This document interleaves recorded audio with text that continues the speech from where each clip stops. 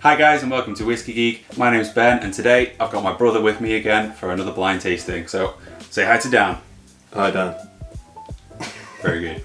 Right, today we're doing a blind tasting of sherried whiskies and we've gone for a reasonably priced selection of whiskies. These are all available RRP about 45-50 quid or below. So they should be relatively easy to get hold of and they're all claiming to be sherry influenced. So what we're going to do is pour these blind into these glasses, get them muddled up by Dan's wife, and then we'll work our way through and we're trying to establish firstly what is the best sherry bomb, what has the richest sherry influence, but secondly which do we like the most, what's our favourite, because it could well be that we preference a balance of the sherry and other influences, not just rich sherry. So let's get them poured. So first things we want you to do is just shuffle the glasses around so that we don't know what number's in front of which whiskey. Okay.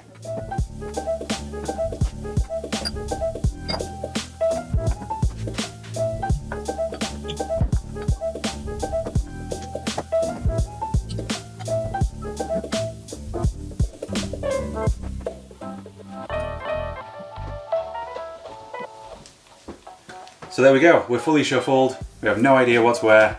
Lydia may do, but we're confused. So, no. Thanks Lydia. Alright, Well, enjoy. Great, so if we work our way through, I suggest we nose each one by one and get a feel for them. Jot down some quick notes, then maybe a preliminary kind of ranking and then go through them on the palate. We've got plenty of water here to cleanse the palate in between, and then either confirm or change our rankings and then we'll see where they come out. Happy? Happy. Let's get stuck in. Number A. This one's kind of resinous, a bit sour, a little bitter. There's a subtle coffee note behind it for me.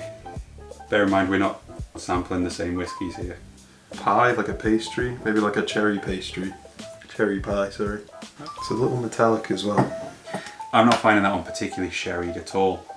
Don't let me lead you, but I'm struggling with the fruit on that. Smells all right to me. Oh, it's really round and full for me, that one. There's loads of flavour, loads of aroma to it. I'm getting quite a baked, kind of a baked tart note on that, but I'm getting some nice fruity brown sugars and sherry notes on that one for sure. Raisins and a bit of spice. I like that one. So I'm getting much more sherry influence on my one. How about you? You're leaning more towards caramel. Yeah, kind of, I don't know, it's almost nutty as well. Number the C. Number the C. This is almost plasticky. It's not a tasting note that you want to be pulling out of a whiskey, is it? This one's super smooth and rounded for me. It's almost like it's got more of the kind of ex-bourbon influence, maybe some virgin oak. It's very vanilla and caramel. It's soft and smooth and really pleasant. It smells a bit leathery. So like on the after smell, it's kind of reminded me of the smell of like wet tarmac. So like after it's been raining. Smells good. Very specific tasting notes from the master. The specific is good. It's interesting that you're pulling things out which are that concise, because you must have like an association with what you're getting in the whiskey to be going down that avenue. So they are good tasting notes, and it's so subjective and personal that no one can tell you that's wrong by any means. As this one's mellowing out a little bit, I'm getting a bit of that resinous tone coming through, but it's very much in the background. It's not, not cloying, it's not causing any problems. And there's also kind of a leafy, tobacco leaf type of tone, quite fresh and a little bit green. But I'm still not getting a huge amount of sherry from it. Maybe some dried fruits, but it's really nice. Am I holding you up? Yeah, I mean... Letter 4. What?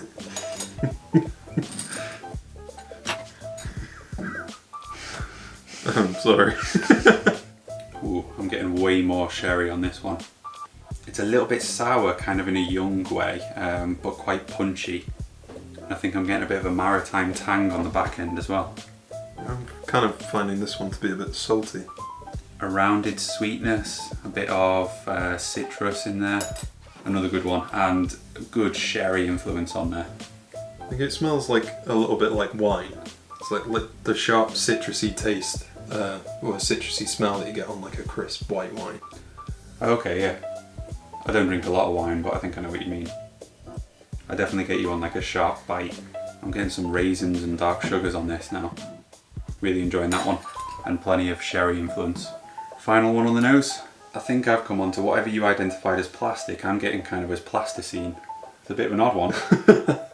So to me this smells a little bit like when you open like a jar of hot chocolate and you get hit with that like wave of powdery... Yeah. Cocoa powder, yeah. Cocoa powder, yeah. So this one, kind of what identifies it, sets it apart from the others, is that odd kind of rubbery plasticine note, but it's really homogeneous, it's well balanced, it all kind of comes together. And there's some candied peels behind it.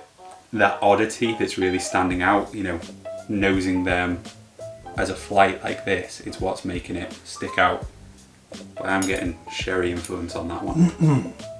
Should we give it a draft ranking on its sherry influence? How much of a sherry bomb it is, and see if it changes on the palate? I can definitely give it a go. I'm finding it quite easy to pick out which ones I think have little sherry influence, but the others are fairly tightly packed, you know. I'm definitely a fan of B the most. I think B is my favourite, whatever that may be. So, ready to move on to the palate? Yeah. You don't like that one either? A lot of those notes from the nose have carried through for me on the palate. It's still quite resinous and a bit bitter. Almost tastes to me like blood, you know, like the irony taste of blood. But then it's also kind of like harsh. I promise I haven't picked you bad whiskies here. I'm giving you plastic and blood flavoured whiskey. I'm not a fan of that one. I'm struggling to find anything particularly sherry about this one again. Maybe a little bit citrus to it. It's more sour than sweet. Well, I'm ready to move on from that one. Yeah. Oh yes. I'm a big fan of that one. Yeah, that one tastes really good. I wonder if they are the same. I think she's played a trick on us. It's nicely warming. There's some like mulled spices on it. I'm getting a lot of citrus peels. Brown sugar? I don't know. Yeah. It is sweet, isn't it? It's that kind of dark sugar, citrus and walnut for me as well. I enjoy that one. It's a stark contrast to the first one. It's definitely a whiskey you can sit with. No, this next one was the one I thought was plasticky. It's carrying over nicely from the nose. It's plenty sweet, but it's more of the caramel and the vanillas than it is overly fruity to me. Really nicely sweet, but I wouldn't say it was hugely sherried. No. Not a fan of that one either. I mean, it smells nicer than A. Okay. But taste Not on the is- palate. No. Loads of raisins, some citrus peel, still a little bit maritime, kind of a salty brine to it for me. It must be the Bunnahabhain, I guess, but when I've tasted that Bunnahabhain before, I've never really picked out the maritime. The wonders of blind tasting. I'm getting almost like a banana-y taste Okay. in D for me. Still a little sourness, it's not cloying, but it does kind of bubble through towards the back end of the palate. But plenty of sherry for me on that one. Oh, it's that hot chocolate one again. Like, oh, this one smells really good. I totally get a plasticky, plasticine, it's muted, kind of flat. So that's probably the one that I just wrote no for. Behind those notes that are making it stand out, there is a good sherry influence. There are fruits, a little bit of sweet sugars, and it's kind of like a fruit compote, kind of rendered down fruit. Yeah, I'm happy with my sherry influence ratings. So I happily carry through my scores from the nose really. It doesn't change from nose to palate for me. Right, okay. So for the biggest sherry bomb and my favourite, my scores are basically in line, but I think that's mainly due to the fact that I'm not too sure what I'm trying to pick out. Okay. So you could be associating a sherry flavour with how much you like it, basically. Yeah. Fair enough. I guess we need to pull Lydia back in to give us some answers. Oh yes. I've seen a flaw with this plan. Okay, so my least favourite was number 3. Auchentoshan. Auchentoshan. Auchentoshan 3 wood. Oh really? Wow. You were drinking that one, what, 2 weeks ago and you absolutely loved it. Yeah. That's mad. Blind tastings. So my second least favourite was number 2.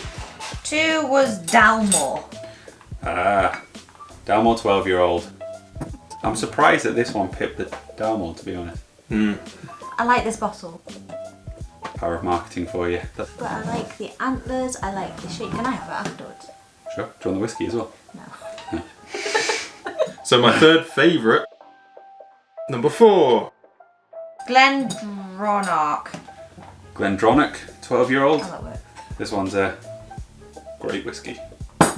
Second favourite was number 1. Bunnahabhain. Perfect. Bunnahabhain, Stiuireadair. Bunnahabhain. So that means your favourite is the Tullibardine Oh yeah. sherry You cask. sure that's how you say it? Tullibardine. Close enough. Yeah, that was an amazing whiskey. It's an underrated distillery in my opinion, but that's one you've never had before as well. Shame about the bottle. There's nothing wrong with the bottle. It's not this one. So I best reveal mine and see how that changes. In terms of sherry influence, my least sherry bomb was number 2. Dalmore. Not too surprising. Second least was number 4. The GlenDronach. Oh really? Do you think you like that one? Oh no, I do like it. It was my second favourite, but it's a sherried. There you go. Matured in a combination of the finest Pedro Jimenez and Oloroso, and I didn't think it had much of a sherry influence. So I really liked it, but I wasn't picking up on the sherry. Third biggest sherry bomb. Number 3. Auchentoshan. You're learning. I'm learning. My second biggest sherry bomb was number 1. Bunnahabhain. Bunnahabhain. Bunnahabhain. Which means that the Tullibardine maintains its top position. When it comes to my favourites, this one stays the same, then this jumps up. So for my favourites, the GlenDronach rates way higher, but it's not because I was picking up sherry, it's just because I like the whiskey, although it is a heavily sherried whiskey. Go figure. I am honestly quite surprised that the Auchentoshan has come so low for us. Dalmore isn't a surprise for me. I'm happy that I don't like this one blind because I've been struggling with it when I know what I'm drinking, and I'm also super happy that the Tullibardine has come out so well for both of us because I love that whiskey and I'm really fond of the distillery. I've been exploring a few of their whiskies and bob on. It smells nice. It is nice. It tastes nice too. Whoa. There we go, 3 seals of approval. So cheers for watching guys, I hope you've enjoyed this video. Don't forget to like. Drop a comment. And subscribe.